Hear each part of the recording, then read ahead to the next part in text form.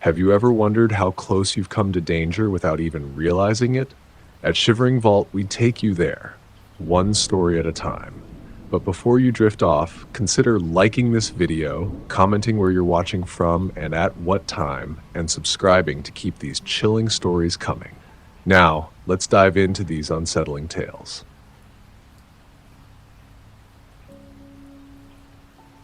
It was a typical Tuesday night, or at least that's how it felt at first. I had just gotten home from work around 9:30 p.m. after a long day of meetings and reports, and I was already exhausted. I live alone in a small, one-bedroom apartment in a fairly quiet complex in Dallas. Nothing special, but it's my space. The complex is old but decently maintained, with the usual amenities: a pool, a laundry room, and the ever-present hum of neighbors coming and going.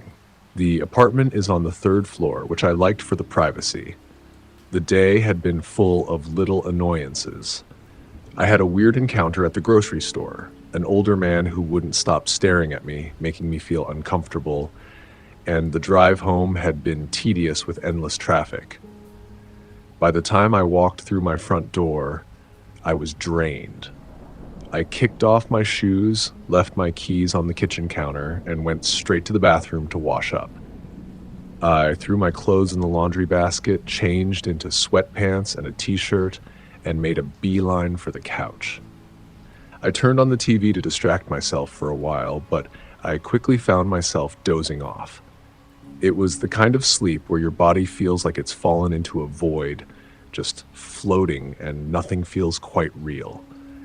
I could hear the muffled sounds of cars passing outside, the occasional barking dog, the distant hum of the neighbors in the hallway. I wasn't sure how long I had been asleep when I was abruptly pulled out of the haze by a sound that shot through my drowsy brain like a needle: the loud buzz of the intercom. The noise was shrill and invasive, cutting through the silence of my apartment, and it startled me awake. My head shot up from the couch, my heart pounding in an instant, my eyes blurry with sleep. Still half dazed, I reached over and pressed the button on the intercom without even thinking. "Hello?" I said, my voice thick, my hands still gripping the arm of the couch as I tried to shake off the sleep. A voice crackled from the speaker, low and calm. "This is maintenance. There's been a plumbing issue reported in your unit. I need to come inside to fix it." I blinked, staring at the ceiling as I tried to process the words. I was disoriented, my brain working in slow motion. Plumbing issues? That didn't make sense. I didn't request any work. My apartment had no signs of water damage, no leaks, no strange sounds coming from the pipes. "Plumbing? I didn't request any plumbing work," I responded, my voice a little less confident than I wanted it to be. My eyes darting toward the clock on the wall. It was 2:30 a.m., too late for any sort of maintenance. The voice on the intercom was still calm, but there was something in the way he spoke that made me uneasy. Something insistent. "It's urgent," he said. "There's a problem that needs to be fixed immediately." I glanced around the apartment, my heart thudding faster. Urgent? At 2:30 a.m.? Something wasn't right. I grabbed my phone and opened the leasing app to check for any work orders. There was nothing. No notifications, no maintenance requests. I checked again, this time more carefully, but still nothing. "No, I didn't request any maintenance," I replied, my voice shaking slightly. There was a long pause. Then the voice on the other end of the intercom seemed to change. It became a little more forceful, more impatient. "I need to come in now. This is urgent. Let me in." The tone was flat, but there was an underlying edge to it that made my stomach turn. The words "urgent" and "let me in" kept echoing in my mind, making my skin prickle with unease. Why would someone insist on coming in this late at night? Maintenance had always given at least a day's notice in advance, and they certainly wouldn't come barging in without permission. I shook my head, not sure if I was reacting out of fear or common sense, but the decision felt clear. "No, I'm not letting you in," I said, trying to sound firmer than I felt. "It's the middle of the night. I'm not expecting anyone." The voice didn't answer immediately, but I could hear a slight shift, like he was annoyed. The pause was followed by a quick, sharp exhale. "Look, I'm not here to argue," he said, his voice growing more insistent. "I need to come in. Now." I felt a cold dread slip down my spine, my blood running cold. A heavy weight settled in the pit of my stomach. Why was this man so aggressive? The complex wasn't supposed to have any emergencies like this, and the whole thing didn't sit right with me. That's when it happened. A loud, violent bang erupted from the door. The entire frame shook, and my heart nearly stopped. I jerked backward, my breath catching in my throat. The noise was so sudden, so forceful, it took me a moment to even comprehend what it was. Another loud bang, followed by the unmistakable sound of a hand rattling the door handle. It was as if the man was trying to break the door down. The noise was so jarring that I froze, unable to move. My breath hitched in my chest, and I felt lightheaded. I stumbled back. I fumbled for my phone, dialing 911 as quickly as I could. My voice was low, barely above a whisper when the dispatcher answered. 911, what's your emergency? There's someone at my door, I whispered frantically. They say they're from maintenance, but I didn't ask for anything. They're pounding on my door. They're trying to get in. Stay inside and lock the door, the dispatcher said calmly. The police are on their way. Stay on the line with me. The pounding suddenly stopped. I froze. The silence was deafening. The tension in my chest was unbearable. What had just happened? Had he given up? Was he still out there? I stayed as still as possible, holding my breath, waiting for any sign of movement, but the apartment remained eerily quiet. Then I heard it. Footsteps. Slow, deliberate footsteps, heavy and muffled in the hall outside.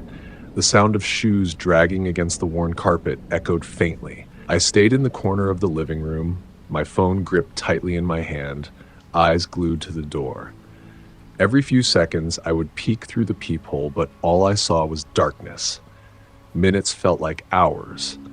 But eventually, the sound of sirens pierced the quiet of the apartment complex. The police arrived and I rushed to open the door for them. The officers were alert, scanning the hallway with practiced eyes. They asked me to step outside, just in case the man was hiding nearby. "Do you see anyone?" one of the officers asked as he walked the length of the hallway. I shook my head, still too shaken to speak. "We'll check the area," the other officer said. I couldn't help but notice the look in their eyes, like they'd seen things like this before. But the man had disappeared by the time they arrived, and there was no sign of him anywhere. The next morning, I went straight to the leasing office to get some answers. But when I asked about the plumbing issue, the manager seemed confused. No maintenance was scheduled for your unit, she confirmed. You didn't request anything, and we didn't send anyone. I left the office feeling numb. That's when I stumbled across an article online. A woman just a few miles away had been attacked after letting a man into her apartment who had claimed to be from maintenance. That was when it hit me. What had just happened wasn't a coincidence. The man outside my door, the one who had pounded on it with such force, had been the same one who attacked that woman. The realization was cold, sinking into my bones. I immediately installed extra locks and a security camera. I don't know who that man was or why he came for me, but I'm terrified of the thought that he could come back. The fear lingers, a constant, silent presence in the back of my mind.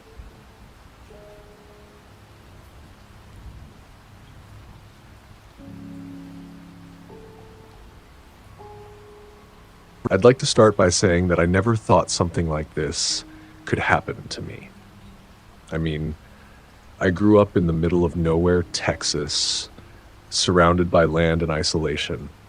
I was always a practical man. My wife, Rebecca, and I bought this little house on the edge of a dirt road about 10 years ago, thinking the peaceful quiet would be a nice way to raise our two kids, Ellie and Ryan. It's not that we wanted to be out of touch with the world, it was just... Well, there's something about the wide open spaces, the land stretching out forever that makes it feel like nothing can touch you. It gives you this false sense of security, like nothing bad could ever happen in a place this remote. That night, though, the storm hit and everything changed. I can still feel the air that night, thick and oppressive. We were just finishing dinner. A simple meal, something hearty to settle in with, since the weather outside looked like it was about to turn. Rebecca and I sat at the kitchen table while the kids were already heading to their rooms. The old farmhouse kitchen smelled like the stew we'd eaten, a mix of onions, potatoes, and herbs. I remember the smell hanging in the air like it was yesterday, now that it's all gone. After dinner, we did our usual routine, clearing the table, putting away the leftovers, and getting ready for bed. The storm was brewing in the distance, the first distant rumbles of thunder shaking the window panes. It was just before bedtime when the power went out. At first, it was just a flicker, almost imperceptible, but then everything went black. No warning, just a sudden, quiet darkness swallowing the house whole. Rebecca's voice broke the stillness. "Damn it, not again," she muttered. I could hear her stumbling around the kitchen, searching for candles or a flashlight. I chuckled, even though I wasn't in the mood. "It's all right, just another one of those Texas storms." But even as I said it, something about the way the thunder cracked so loudly made me uneasy. The wind picked up, and I could hear it howling through the trees, bending them almost violently. Rebecca sighed. "Yeah, well, you know I don't like the dark. I'll grab some candles. Maybe we should just wait it out in the living room." I reached over and grabbed the flashlight from the kitchen counter, the cool metal of it grounding me for some reason. "I'll go check at the breaker box," I told, trying to sound confident. "It's probably just a short. I'll get it sorted." I could hear her voice, tinged with worry. "Be careful, Tom. It's getting bad out there." I gave her a quick nod, even though she couldn't see me. I pulled on my boots, worn and sturdy, and grabbed my jacket from the back of the door. The cold had started creeping in with the wind, even though it was still warm earlier in the evening. A chill that seemed unnatural, like the storm had a mind of its own. Stepping outside was like walking into a different world. The air was thick and heavy, the smell of wet earth and pine mixing in with the storm. The rain hit the ground hard, splattering and splashing as the wind sent sheets of water lashing across the yard. Everything was blurry. Only the faintest outlines of the barn and trees were visible in the distance. The rain was coming down in sheets, nearly horizontal, and the cold stung my face as I stepped into the muddy yard. The flashlight beam didn't cut through the darkness as much as I wanted it to. I squinted, trying to focus on the barn in front of me, where the breaker box was located. My boots sank a little deeper into the mud with every step, making a sucking sound. The rain was relentless, drenching me within seconds, but I pushed on, determined to get the breaker back on. It was only a matter of time before the storm passed, right? Just a freak outage. We'd had them before, and I'd always gotten the power back on in no time. I could feel the storm getting more intense as I approached the barn. The wind picked up again, now howling so loudly it made my ears ring. I could hear the creaking of the barn's old wooden walls groaning as they struggled to hold against the wind. The breaker box sat on the side of the barn, its metal exterior covered in layers of rust and dirt, a relic from years before I moved here. The handle was cold, slick with rain, but I managed to open it, leaning down to check the switches. And then, out of nowhere, a figure, moved in the corner of my vision. It was just there for a moment. A shape, a man, just on the edge of the flashlight's weak beam, like he was standing in the darkest part of the yard, waiting. I could barely make out his outline, but something about him felt wrong, out of place. I couldn't explain it, but I felt it deep in my bones. Before I could even process what was happening, he moved. Fast. I barely had time to react as he lunged at me, a blur of motion. His hand, no, it was a knife, slashed at me. cutting through the air with terrifying speed. My reflexes kicked in just enough for me to raise my arm in defense, but it didn't stop the pain. The blade sliced across my forearm with a sickening crack, and I staggered back, nearly tripping in the thick mud. I barely registered the hot, stinging pain in my arm as I turned and scrambled away, trying to get back to the house. The light from the flashlight flickered and died, plunging us into darkness. But as I stumbled backward through the rain, I saw something that made my blood freeze. His eyes. They were cold, like glass, empty. I saw it for a split second, just before he disappeared into the storm. The way he moved, it wasn't frantic, it was deliberate, like this was all planned. I wasn't even thinking straight anymore. My heart pounded in my chest, and my breath came in short, panicked bursts. I needed to get inside. I had to warn Rebecca. The mud slowed me down, and every step felt heavier than the last. I couldn't make sense of what had just happened. I couldn't wrap my head around it.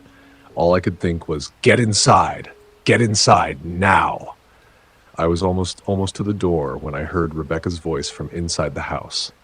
Tom, she called, her voice tight with fear. Tom, what happened? My hand was shaking as I reached for the door. I could barely manage to push it open, and when I finally did, I almost fell inside. I heard the door creak as I slammed it shut behind me, the sound echoing in the stillness. Rebecca, call the cops, I gasped, clutching my forearm where blood was seeping through my shirt. I didn't have the words to explain. I didn't have the strength to make sense of what had just happened. Her face went pale as she looked at me. Oh my God, Tom. She scrambled for the phone, her hands shaking as she dialed. The kids, scared by the commotion, had come out of their rooms. Ellie was holding Ryan's hand, her wide eyes locked on me. Mommy, what's going on? She asked, her voice barely above a whisper. Rebecca didn't answer. She just shook her head, keeping her eyes on me, trying to make sense of the situation. I leaned against the wall, breathless, watching her as she spoke to the operator on the phone. My mind was racing, but nothing made sense. The pain in my arm was excruciating, but it was the fear. The cold, absolute fear that made my legs feel like they were going to give out. It felt like I couldn't escape it. Finally, the sirens wailed in the distance. It was a long time before they reached us, but when they did, I couldn't even move. I just watched the blue and red lights cut through the night, flashing against the rain-soaked windows. The officers were quick to respond, sweeping the yard with flashlights, but the man was gone. They found no trace of him, nothing except for the deep footprints in the mud and a few blood droplets where I had been slashed. The sheriff showed up shortly after, his expression grim. Tom, we've had reports of something similar happening in other parts of the county. Families being targeted during storms, home invasions, same pattern. We think it's the same person. The sheriff glanced at me, a silent understanding in his eyes. Be careful, Tom. If it's the same guy, he's been using these storms to cover his tracks. Don't let your guard down. But I didn't need to hear him say it. We had barely escaped him, but somehow, by some miracle, my family was safe. We had made it through the worst of it, and the storm outside felt like a distant worry now. We were shaken, bruised, but together, and that was enough for now.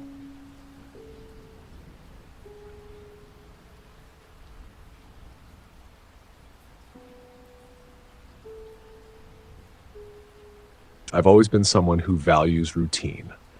Life in Austin, Texas moves at a quick pace, but there's a certain calmness in my life. At least there was. I'm Mia, a 28-year-old nurse working the night shift at a small community hospital.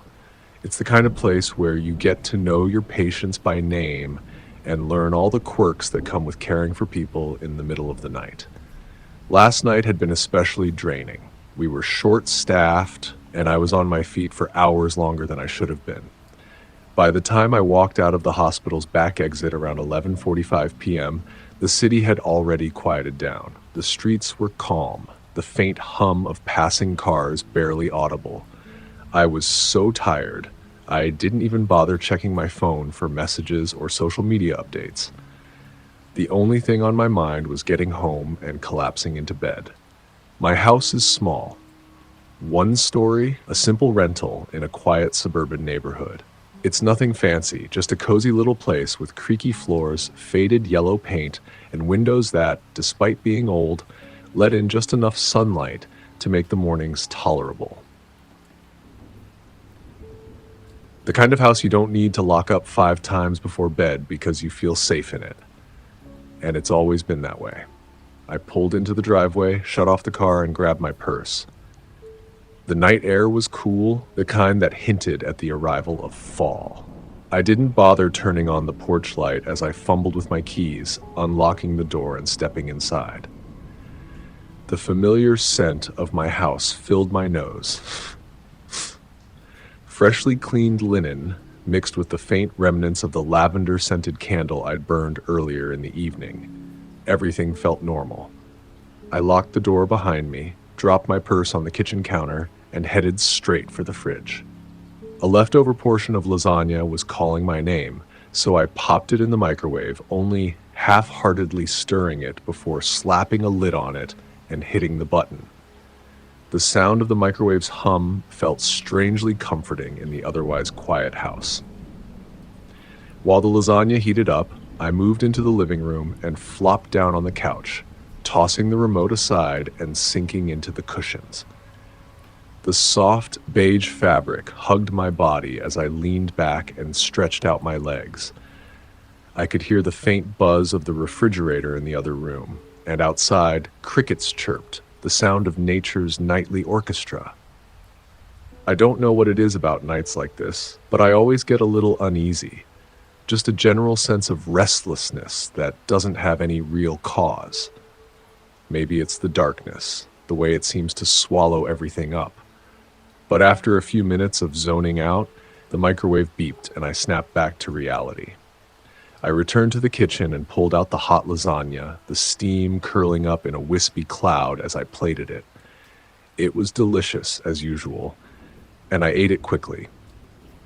Exhaustion pressed down on me like a heavy blanket, and by the time I finished, I could barely keep my eyes open.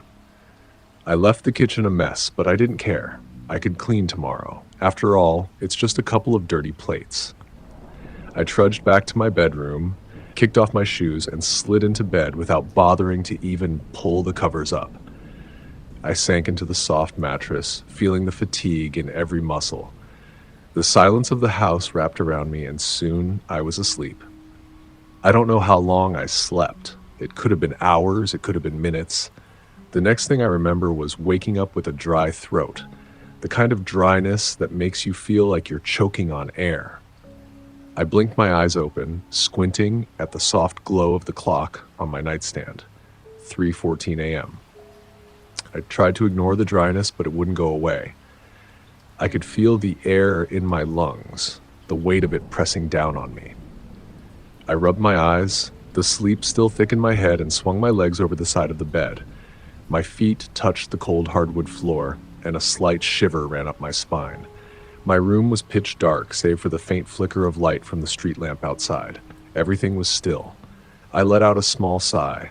The house was silent, too silent. That's when I first noticed it. Something was off. I can't describe it in any other way, but the air felt heavier. I told myself I was just tired, too tired. Maybe I had just woken up from some strange dream. But there it was again, a creeping unease, like the room itself was watching me. I stood there for a moment, blinking in the darkness, trying to shake off the feeling. Then, without thinking, I reached for my phone on the nightstand and unlocked it. Just the usual, no new notifications, no calls. I slid it back onto the table, the screen dimming to black. That's when I decided to get up and go to the kitchen. I needed something to drink. As I walked through the house, I didn't think much of it at first. The floorboards creaked slightly under my feet as I moved through the hallway. The stillness of the house only made the creaks more pronounced. The soft hum of the refrigerator echoed from the kitchen, but it felt louder somehow, more present, I turned down the hallway toward the kitchen, my footsteps quiet but steady, when I suddenly stopped. My heart skipped a beat. At the end of the hall, near the bathroom, there was a figure. A tall figure. I couldn't see his face, just a shadowy outline, standing so still that for a moment I thought it was some trick of the light. But then the figure moved, slowly, purposefully. My blood ran cold. I couldn't breathe. My body froze. I stared at the figure for what felt like a century, my mind trying desperately to make sense of what I was seeing. It wasn't until I saw the figure move again, this time faster, that my body kicked into gear.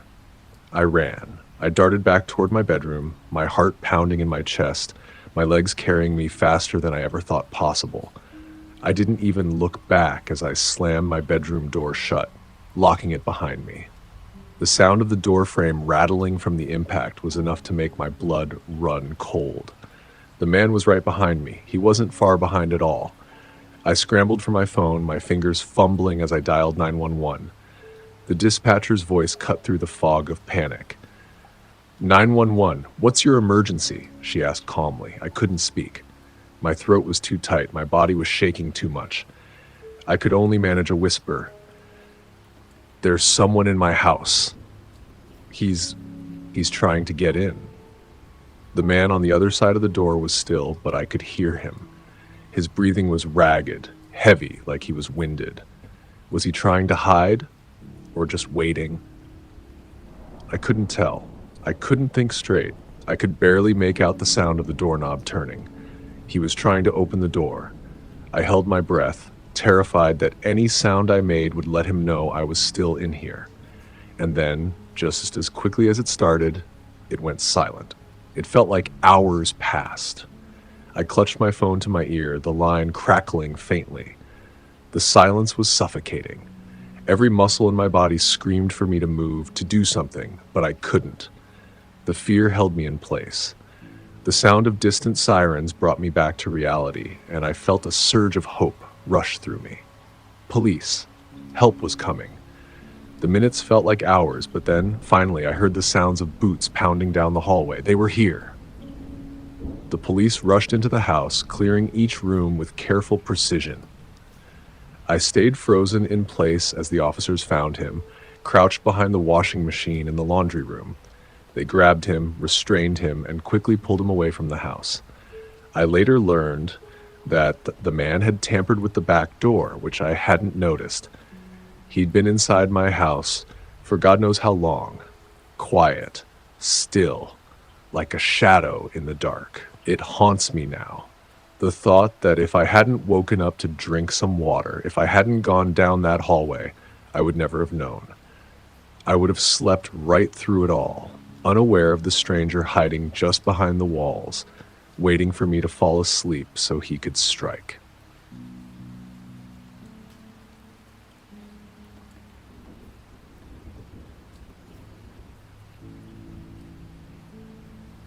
It was late, too late for me to be studying, really, but I had no choice.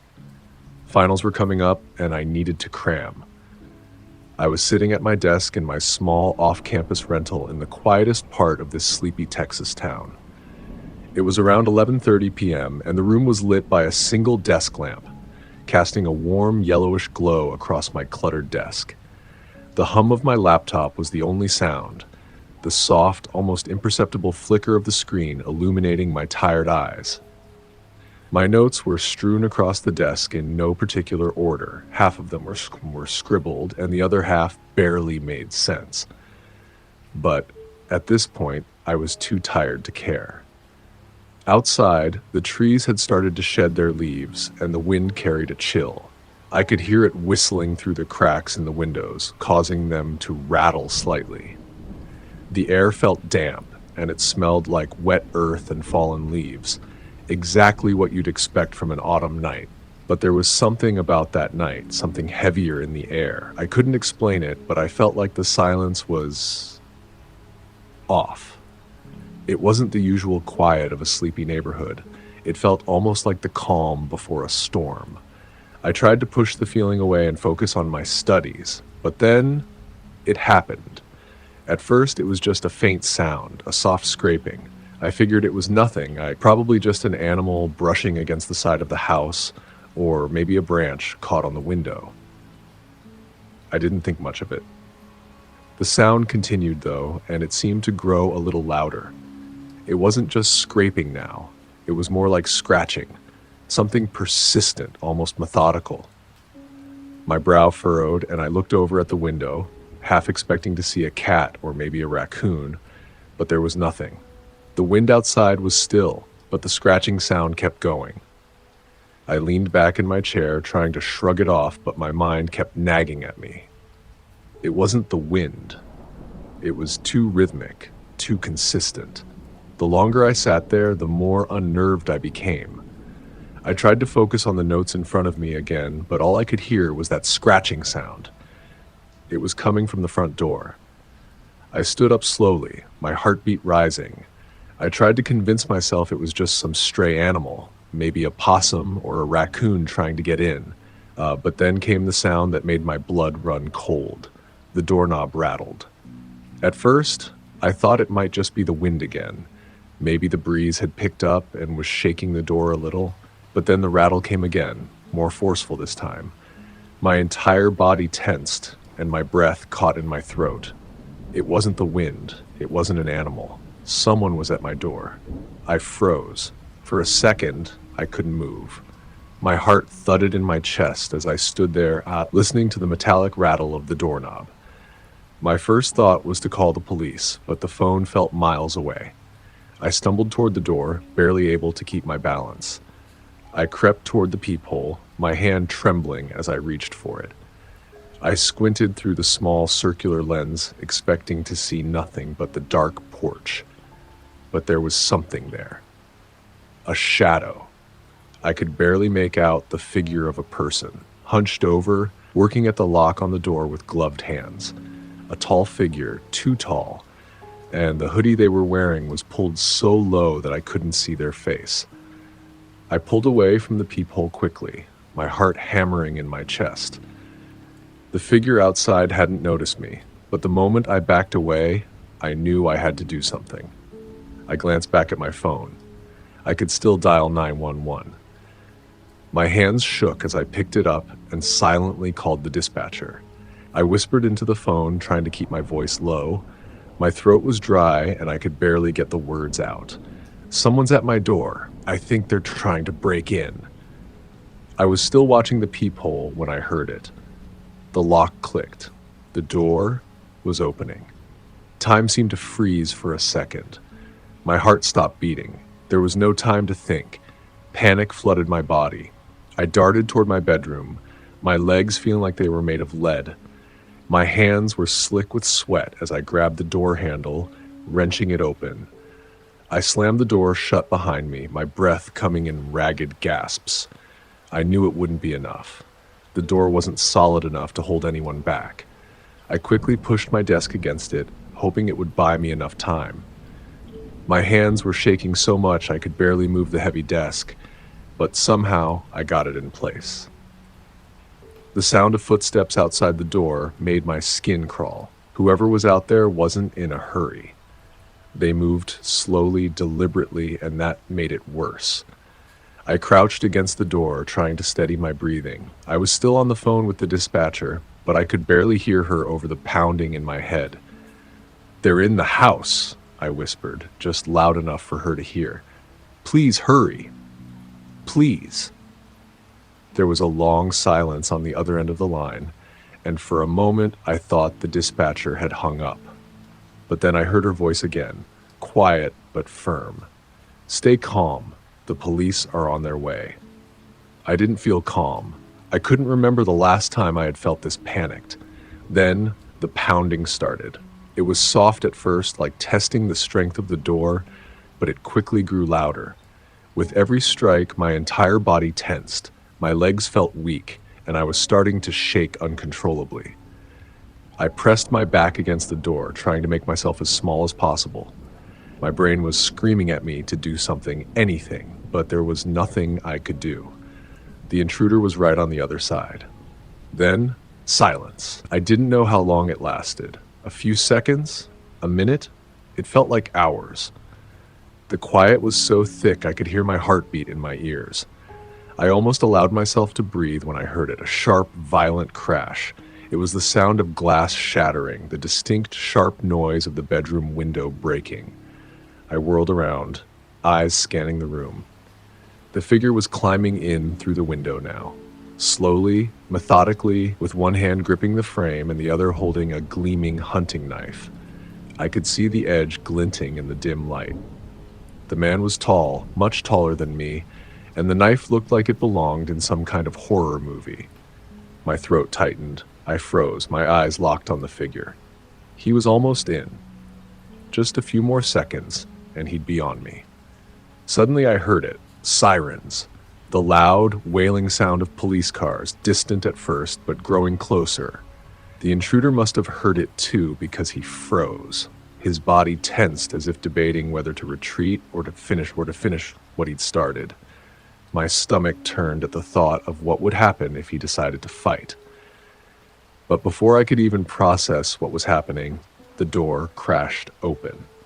Officers flooded the room in an instant, guns drawn, shouting orders. The intruder spun around to flee, but they were on him in seconds. They tackled him to the floor, the sound of their boots thudding against the wood, the air thick with the rush of adrenaline.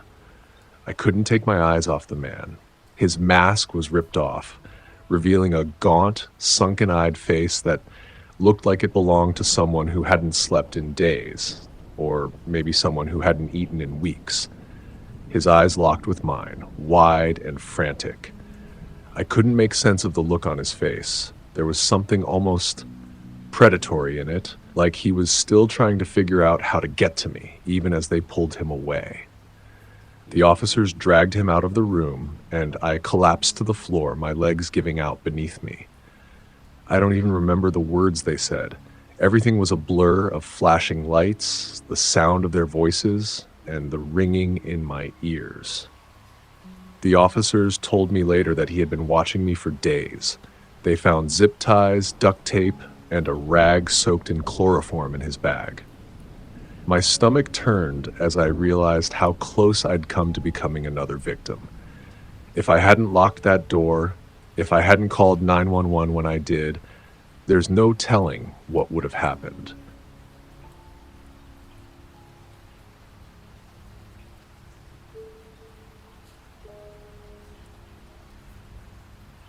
It was the dead of night when I finally finished my shift at the diner. The clock on the wall blinked 12:17 a.m. as I grabbed my jacket from the back room and tossed it on.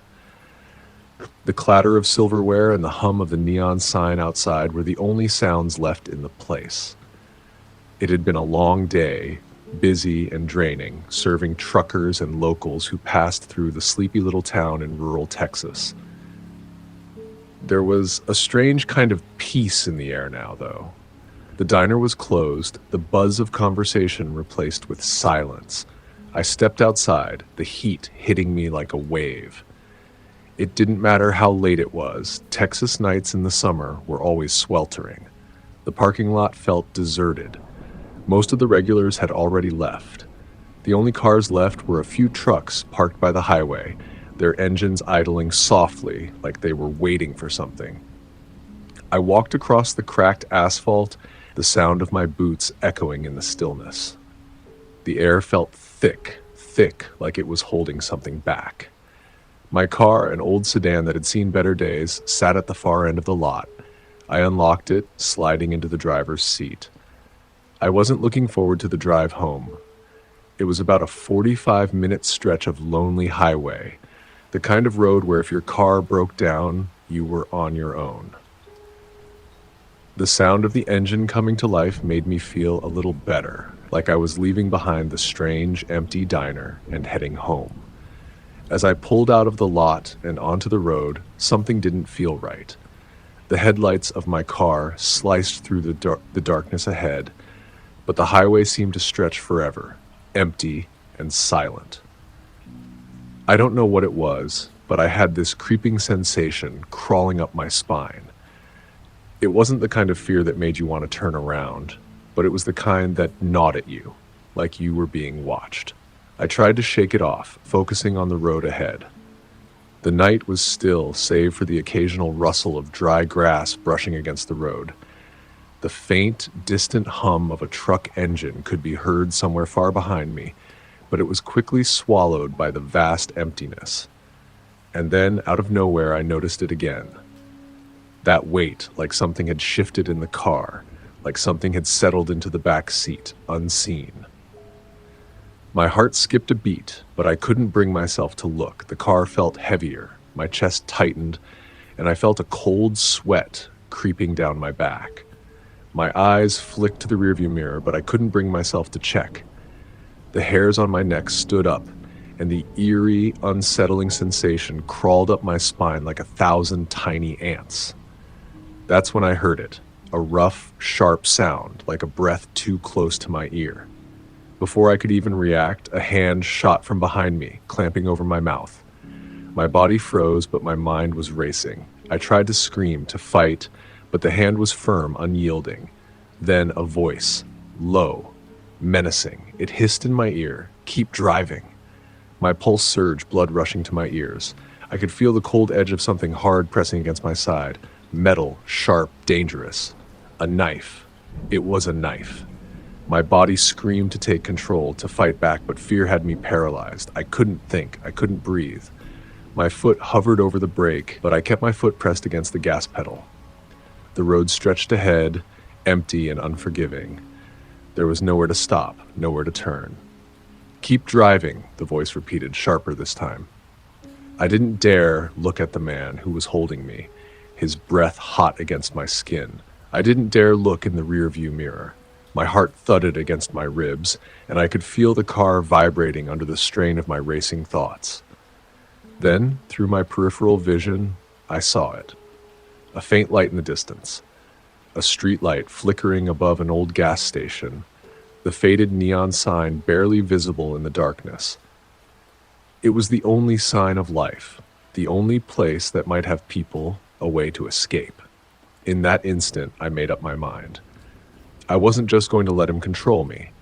I jerked the wheel hard to the right, slamming the car toward the shoulder. The tires screeched in protest, the car fishtailing as it skidded. The man behind me lost his grip for a moment, just long enough for me to make my move. With a sickening screech of metal against asphalt, I slammed my foot down on the gas pedal, pushing the car forward. My hands gripped the wheel, knuckles white. I whipped the car to the left, sending us crashing into something hard, something metal. The impact was brutal. Glass exploded around me, and the airbags deployed with a deafening noise. Everything happened in a blur, lights flashing, the sound of crumpling metal, and a sharp pain in my side. I felt dizzy. Ears rang, and the world spun around me in a chaotic blur. The seconds stretched into eternity. My chest was tight, and my head throbbed with pain.